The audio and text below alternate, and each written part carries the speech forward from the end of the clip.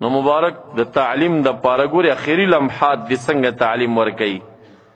مبارک ته پته وا چې د الله څومره حقوق دي، که وړه ګناه ده او زما امتی اهل سنتو په مانځه په روژه په حج په ډېرو شیونو ورته رژئ.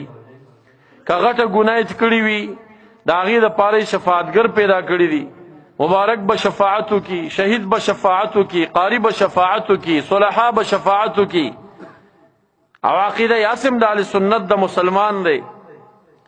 خدا د الله په حقوقو کې او چانه چې د مخلوق په حقونو کې کمزوریانې شوې دي، د چا مالی وهلي، د چا ځمکې لاندې کړي وي، څوک یې په سپېړه وهلي، چاته یې کنځلي کړي وي. نو الله تعالی دا عهد کړی دی چې دا زه نه بخم تر څو چې د هغه نه معافي ونه غواړي. اوس په دې آخري لمحاتو کې مبارک امت ته په خپل وجود سره تعلیم ښایي چې داسې وکړئ د هغه چا سره چې کم چا سره مو حق در باندې یا مو په سپېړه وهلي وي یا مو کنځل کړي پیسو حق وي. نو صحابه کرامو ته وایي د الله په نوم درنه دا مطالبه لرم، ټولو وعده وکړه چې موږ به یې پوره کوو چې زما 30 کاله تاسو سره وشول، که ما څوک په سپېړه وهلي وي یا مې چاته تیزه خبره کړې وي، هغه دې راپاڅېږي زما د هغې خبرې بدل دې مانه واخلي. که څوک مې په امسا وهلي په امسا مې دې ووهي، که څوک مې په سپېړه وهلی په سپېړه مې دې ووهي. صحابو کې ژړا شروع شو، وی ژړل، یا رسول الله صلی الله علیه وسلم زمونږ دا فکر چې ستاسو به بله څه مطالبه وي، زمونږ تا باندې څه حق نشته، ستاسو په مونږ احسان دی. مبارک بیا اعلان کوي انشدکم بالله، د الله تعالی په نوم درنه مطالبه کومه که 30 کالو کې یوه خبر هم داسې وي چې د چا زړه پې دردېدلی راپاتې سیږي خبر دې ماته وکړي. که ما څوک وهلی د هغې انتقام دې واخلي. صحابو کې ژړا نور هم زیاته شوه، دا ژوږ د ژړا په مسجد نبوي کې اوچت شو. په 3یم ځل ورکې اعلان کوي. د دې اجتماع په آخري سر کې یو صحابي ناستو، سپین ږیری و، عکاشه رضی الله تعالی عنه نامه وه. هغه راپاڅېده او د دې خلکو په اوږو باندې قدمونه اړول او داسې ور روانو. خلک هم ورته حیران دي چې ودرېده. یا رسول الله صلی الله علیه وسلم ما اکثر ما نشدتنی، یو ځل نه 2 ځل نه څومره ډېر دې زموږ نه مطالبه وکړه، د الله تعالی خاطر دې راته پیش کا. ډېر مې ځان غلی که چې دا راز نه ښکاره کومه، خو چې بار بار د الله تعالی خاطر راته پیش کوې نو زما اوس یو مطالبه شته تاسو نه. یوه غزوه کې تاسو سره ملګری ومه، په هغه غزا کې تاسو په بیل اوښ باندې وئ، زه په بیل اوښ باندې ومه.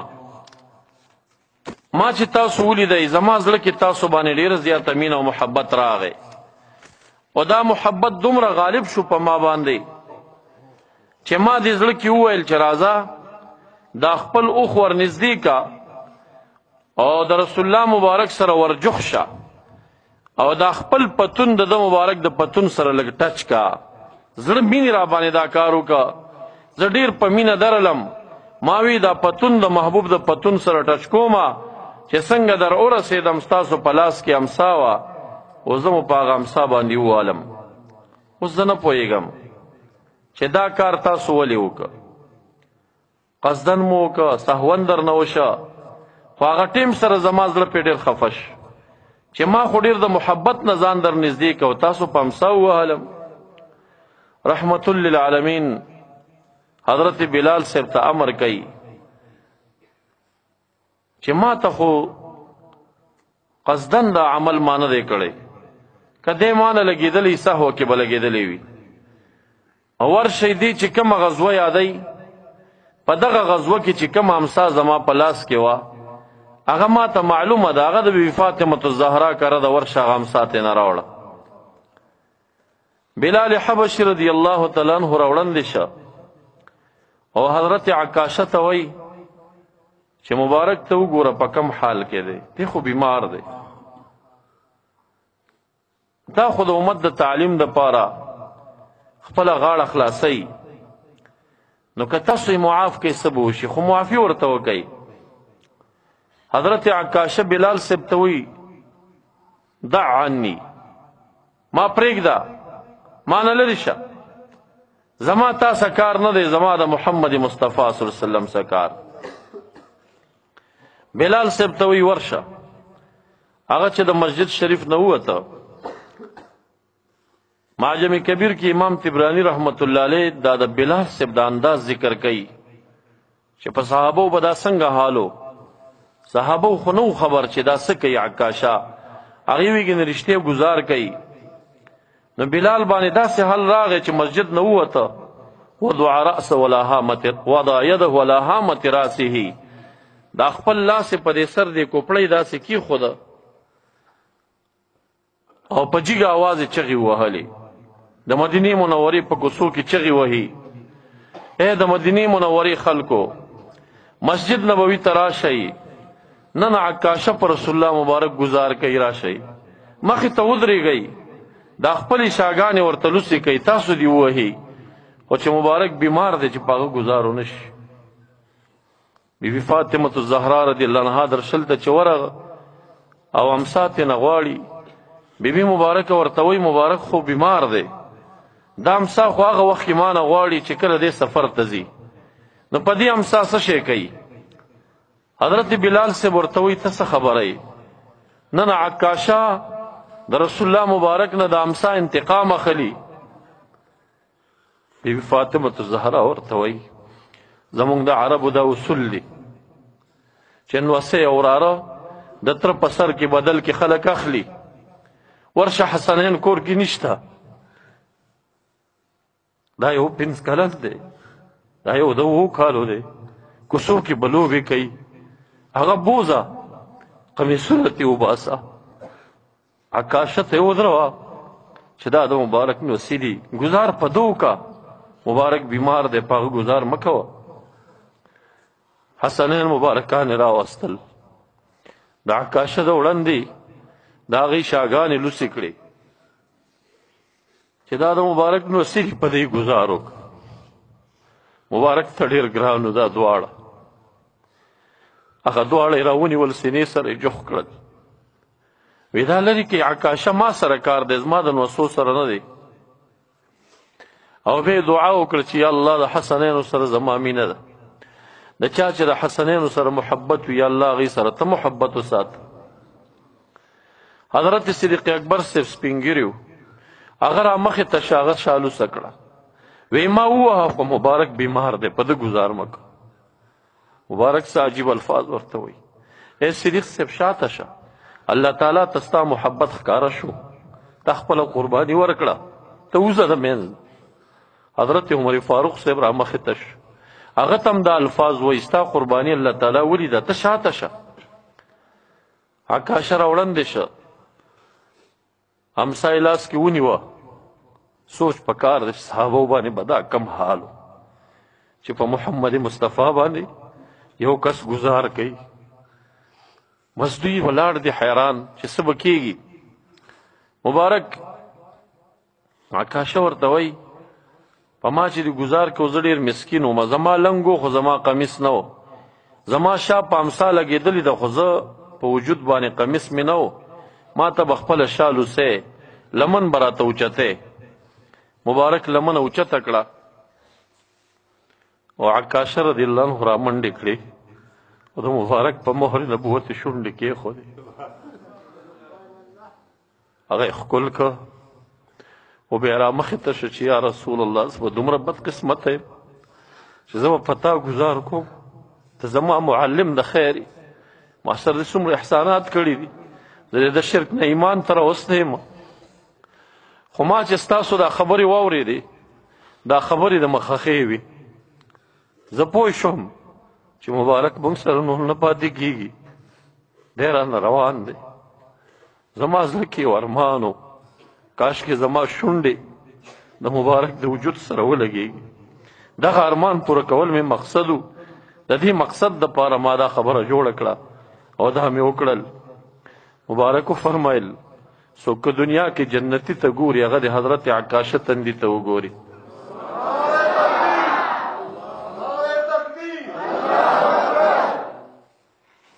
معزز رحمت للعالمین مبارک د زندګۍ لحظه لحظه. یو کرتی بی بی عایشه صدیقه فرمای وی زما نمبر کې زما د کور نه لاړ شپه وه چې زه راویښه شوم په کټ کې مبارک نشته. زه حیرانه شوم. زما ګمان دا راغی چې دا د بلې بیبي کمرې ته بتلی وي. دا نورو بیبیانو ټولې کمرې مې پسې ولټولې په یوه کې هم نشته دی. تالاش مې کو چې مبارک به کم خواته کهف السجده ورته وایي په جبل سلعه کې یو ځای دی. دومره کراتو باندې لاړمه. الله تعالی کهف السجده هغه ځای ته دې کال په رمضان شریف کې ورسولمه. یو عجیب اوس هم پکې عجیبه اثر دی. هلته ورسره په کاڼو باندې عاشقانو لیکلم کړي دي کهف السجده. دا هغه ځای دی چې په دې ځای کې مبارک د ټول نه اوږده سجده اوږده ژړا د امت متعلق کړې ده. بی بی عایشه رضی الله عنها فرمایي دا ټول علاقې مضافات مې چڼ کړله چې دا دیزي ته څنګه برابره شوې ده. او زه حیران وم چې مبارک په دې شپه چېرته لاړه. مزل مې کو دغه ځای ته پسې رسېدلې ده. ګوري چې رحمت للعالمین په سجده باندې پروت دی. بیبي ورته ودرېدلې دومره اوږده سجده شوې ده او په سجده کې ژاړي او په دې ژړا کې دا یو الفاظ وایي رب اغفر لی امتی. یا الله زما امت وبخه، یا الله زما امت وبخه. دا دعا کوي حتی کې ژړا ونیو دا الفاظ د زبان بند شو. دا آواز نه راځي چې امت مې وبخه. دعا ختمه شوه او ژړا حال. یو ټیم داسې راغی چې ژړا هم بنده شوه. بی بی عایشه رضی الله عنها فرمایي زه ولاړه یم. زه ویرېدم چې مبارک په دې حال کې د دنیا نه رحلت وکړه که څه وشول. او بیا مبارک سر راوچت که او ویل چې ما د امت د مغفرت دپاره الله تعالی نه دلته دعا غوښتې وه چې الله زما امت ته معافي وکړي. معززو هغه دنیا کې هم که سوچ وکئ ورکې صرف اورئ ما چې دا څومره وفادار دی چې غم یې نه وی د امت سره. دی په حوض کوثر څه کوي چې هلته ودرېږي. دا آسان کار دی. د 200-500 یا 1000 نفرو ته ودرېږي یو مشر سړی اوبه ورکوي چې دا آسانې دي که ګرانې دي. دا په لکاو امت ته چې اوبه ورکوي په دې سخته ورځ باندې او دا ورځ یوه ورځ نه جوړېږي دوه نه جوړېږي. د بعضې علماو په قول 50,000 کاله ورځ ده او بعضې 1000 کاله ورځ ده. اختلاف د روایاتو دی چې دا 1000 کاله ورځ هم شي. دا دومره طولي مقص دومره استقامت او دومره د امت سره محبت چې دا محبت پې غالبه نشي نو څنګه دی ودرېږي دی خلکو ته دا اوبه ورکوي. او په دې حال کې مبارک فرمایي زه به دا یهودیان او عیسویان دا زما دې ډنډ ته به دویم را رواني وی دا به داسې دفع کومه لکه تاسو چې یو چا خپل ډنډ جوړ کړی وي او هغې ته پردي خوان نه پرېږدي یو شړی ورنه وی داسې به یهودي او عیسوي شړم. چا ورته وویل نو دا خپل امتیان به پېژنئ تاسې؟ وی داسې اسونه چې ټول چې تور وي او په هغې کې څه اسونه لږ وي چې هغه اسونو په تندو کې سپین ټاکي وي او په لاسو خپو کې سپینې چاپې وي. نو د دې یو رنګ اسونو په منځ کې دغه اسونه ښکاري که نه ښکارېږي؟ وی ولې نه ښکارېږي؟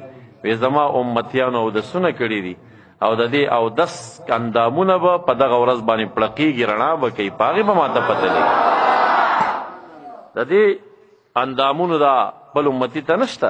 هر امتي اودس کړی دی خو الله تعالی په هغه دنیا کې د هغې مخ ته رڼایي نه ورکوي. دا دې امت ته ورکوي چې څوک اهل سنت وي والجماعه. دی دا خصوصیت دی. لاس او اندامونه به یې پړق وهي مخ به یې پړق وهي. زه به یې په دې باندې پېژنم. ټول د میزان ته به مبارک راځي. یعنې هغه ته خو مقام محمود تیار دی. مقام محمود هغه دی چې اولین او آخرین د کائناتو که ملائک دی او که انس دی او که جن دی چې دا ورته ګوري نو صفت به یې کوي. محمود ورته ولې وایي صفت کړی شوی چې څوک یې ګوري په خوله به یې بې اختیاره د دې مقام صفتونه راځي. یا الله دا دې سره کوم مقام ورته جوړ کړی دی. دغه مقام کې به مبارک ناست دي. نو بیا دا مقام پرېږدي د حوض کوثر غاړه کې ودرېږي. دا مقام پرېږدي طول د میزان کې ودرېږي. دا مقام پرېږدي پل د صراط سره ودرېږي. دا ټولې د محبت علامې دي چې د امت سره دی مبارکو ډېر لوی محبت دی او ډېره مینه ده ورسره او په څه شکل د امت خلاص کړي د عذاب نه. مبارک فرمایي زما او زما د امت داسې مثال دی لکه اور بل وي او دا پتنګان دی اور ته رادانګي یو سړی ولاړ وي دا پتنګان شړي چې سوځېږئ مه راځئ زه مو شړم د جهنم نه چې مه دانګئ ورته خرابېږئ پکې خو تاسو کې وي داسې خلک دي چې زما نه مني بیا وردانګي دي اورته د پتنګانو مثال معزز و مقام محمود کې مبارک وي. زه به ناست یم د عرش مخې ته یو ښایسته ځای دی، په هغه ځای به آدم علیه السلام ناست وي، په دې کې به طول د میزان لګېدلی وي چې کم سړی کامیاب شي الله دې مونږه نیکبختو کې شمار کې امین وای. د رحمت فرشتو ته به یې ورکړي چې دا ښه اړخ ته بوځه او د جنتیانو صف ته یې برابر کړه چې په هغې اړخ ځي، او چې کم چا اعمال کمزوري شي او نیکۍ هغه تله سپکه شي الله دې مونږ ته وساتي، نو هغه به د عذاب فرشتي ونیسي او د جهنمیانو صف ته به روان کړي. او د جهنمیانو په دې صف کې دومره انتظار دی، حدیث مبارک کې راځي چې دا جهنمیان دې صف کې صف په صف کې او قطار کې ودري نمبر ته چې دا به جهنم ته غورځېږي، وی دې صف کې به دومره تنګ شي چې کافر به چغې وهي چې یا الله زرم دې جهنم ته ګزار که خو د دې صف د انتظار نه مباسه، دا دومره سخت انتظار دی. نو که چېرته نیکبخته که بدبخته نو د آدم علیه السلام مخې ته به یې تیری، ورته به وایي دا ستا بچی دا بدبخته شو، دا به اوس جهنم په خوا ځي، دا بچی د نیکبخته شو دا به د جنت په خوا باندې ځي. نو په دې کې به یو امتي پې راولي، د محبوب امتي به پې راشي، هغه به د بدبختو په صف کې د عذاب د فرشتو په لاس کې د جهنم په خوا روان کړي. مبارک فرمایي زه به مقام محمود کې مې آواز به کېږي وا محمده وا محمده، زه به مقام محمود نه راټوپ کما، حضرت جبرائیل علیه السلام به راپسي یاخذنی بحاجزتی بډه کې به راته لاس اچوي، ما ته به وایي علی رسلک یا رسول الله لږ د مشه لږ د مشه. مبارک وایي زه به ډېر په سرعت را روان یم، دغه آواز به کېږي چې وا محمده وا محمده، دی آواز پسې چې راځم نو آواز به د حضرت آدم علیه السلام په ژبه باندې راوځي. زه به راشم وایم یا ابي زما پلاره ای زما نیکه څه خدمت دی څه مسله ده، بیا فرشتو او زما امتی ته به اشاره وکړي چې ستا امتي هم د جهنم صف ته بوتل. مبارک فرمایي زه به ورشم فرشتو ته به ودرېږم چې دا زما امتي دی دا جهنم ته مه بوځئ. فرشتگان به عرض کوي یا رسول الله دا خو نیکی نشته دی، اعمال کمزوری دی، فیصله پې د جهنم شوې ده. نو مبارک فرمایي وی زه به داسې په دې چپ لاس ګیره ونیسمه او په دا ښی لاس به داسې اوږد کړم داسې، او د عرش په اړخ به مخ واړومه او به وایم چې یا الله ما ته د دنیا کې داسې وحی را لېږلې وه چې لسوف یعطیک ربک فترضا، د امت دومره بخشش به ستا په شفاعت درکم چې ته به راضي شي، و زما دا امتي چې جهنم ته ځي زه خفه یم. آواز به فرشتو ته وشي محبوب مه خفه کوئ، دا امتي ورته ورکئ. فرشتې به عرض کوي یا رسول الله علیه السلام مونږ سره لږه میزانه پورې لاړ شه، په میزان مقرره فرشته به زمونږ نه تپوس کوي چې مونږ تاسې ته فلانی درکړی او د جهنم صف کې ولې نه ښکارېږي، نظام دی کنټرول دی. ته راشه هغه د میزان مالک فرشتې ته سپارش وکړه، هغه ته ووایه چې دا ما په خپل شفاعت خلاص کړی دی. مبارک به را روان شي او دا امتي به وي او دا عذاب فرشتې به وي و میزان ته به راورسېږي. د میزان مالک فرشته به ورته وایي یا رسول الله علیه السلام د ده خو حسابي خلاصه ده، مونږ اوس ورته طول کړی دی اعمال کم دي دا مونږ جهنم په خوا روان کړی دی. مبارک ورته فرمایي دا طول له سر نه وکئ. کله چې د سر نه طول شروع شي حدیث مبارک کې راځي وي دا امتي به ډېر خفه وي، خو په سترګو کتلي چې طول یې کم دی که ډېر به خفه وي. نبی اکرم صلی الله علیه وسلم غیور پیغمبر وفادار هغه به د خپلې بډې نه یو چټۍ راوباسي او دا چټۍ به د نیکۍ په چبړي کې کیږي فتواشت، یاره د نیکۍ دا تله به دومره په سرعت باندې ټیټه شي او د بدۍ دا تله به دومره په سرعت بره لاړه شي لکه د مثال په طور چې یو خوا چټاک پروت یو بل خوا دې منی ښی څومره تیزۍ سره ځي داسې به بره لاړه، حیران بشي. فیصله به وشي رحمت فرشتې راوغواړي دا ورکوي چې د جنت صف ته یې بوځي.